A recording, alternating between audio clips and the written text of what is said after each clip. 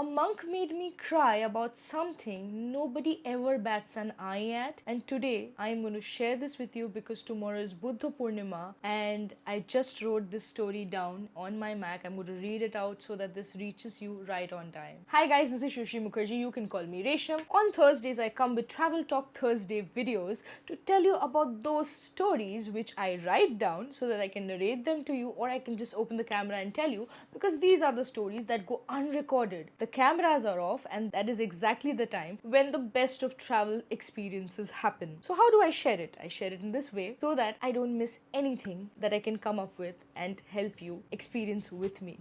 So here's narrating Lessons from a Monk. A month ago, I went to a monastery in Kolkata to get some vertical videos for Instagram Reels. Little did I know I would want to stay a little longer. I figured a service was about to begin, and then a monk came in and started chanting and playing the taiko drum. The session went on for an hour, and in no time I was chanting mantras with meanings I didn't even know. It was peaceful, it was surreal. It made me inquisitive about why the universe brought me there on that very moment inside that monastery. Not just any day. It was Thursday, the same day we consider sacred, the same day we call Guruvar, the same day of Jupiter. At the end of the session, we followed him around the statue of Lord Buddha with folded hands as instructed. Suddenly, for a moment, the monk sternly asked someone to fold their hands properly in front of the Lord. Now, most of us assume that Buddhist monks aren't people who can even slightly raise their voice or lose their cool. Interestingly so, right after the service was over, he wanted to make up for his behavior. In order to do that, he made us all sit in a semicircle and started interacting with us to get to know us better. Little did I know that within a few minutes, he was about to say something I never thought I would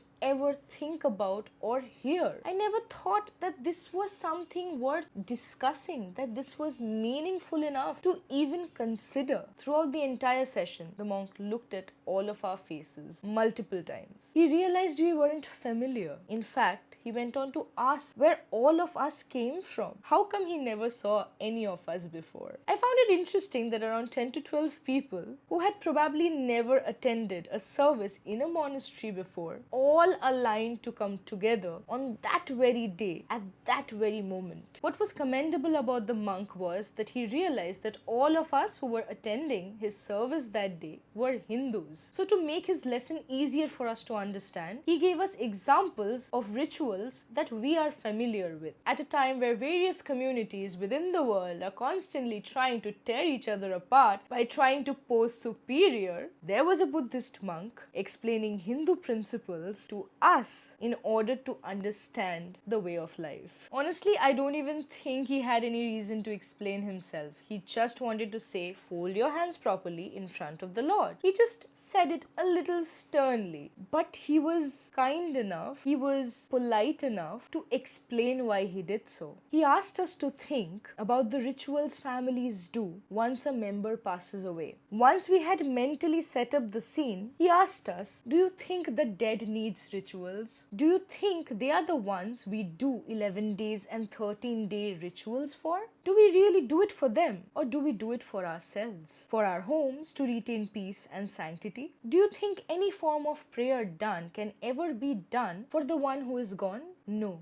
Apparently, all forms of rituals done by individuals are done for themselves. He then went on to say, do you think anybody is going to do rituals for you once you are gone? No. The rituals will be done on your name, but they will do it for themselves. And now, because we are so busy on our cell phones, we might shorten 13-day rituals to 3 days. So who is it who's going to pray for you once you're gone? No one. Praying for yourself means at least doing the bare minimum of folding your hands properly in front of the deity. The ones who pray create a collective act of service to the Lord that goes into their karmic account. While we are still alive, we must pray for ourselves, pray for our families, our city, our country, and our world. He said you can only pray when you're still alive. And while you're still at it, you must try to do it in the right way. Never in my life I thought a funeral ceremony could be more about those left behind than about the one who just left. I suddenly had a crippling feeling. A feeling that when I am no more, The ones who will pray for me would actually be praying for themselves more than praying for me. But but then the monk said something that broke my heart. He said people like us, the sannyasis of the world, they do not have family, they do not have children, relatives to pray for them once they go. They have to complete the cycle of prayers while they are still alive. Because there is no one to do it for them when they pass. I suddenly felt very small. I mean, I was always aware of people who were given the life of detachment, but I never realized that they not only have no one to call family while they were alive, but also no one to call family once they are gone. It felt like the monk was teary eyed. That for once he felt that what his life could have been if he wasn't living this way. What if he had someone from his blood to do his last rites? Maybe that was all in his mind. Maybe. Or maybe it was just on my mind. Because as someone who lives a life of attachment, I couldn't fathom another person accepting this fact that there might be no one at his death. I mean, isn't life already lonely enough for them while they are in blood and flesh? Why do they also need to live with the fact that there will be no one at the end, at their deathbed? Well, maybe. Maybe because he had to teach that while we are here, we have a chance to pray.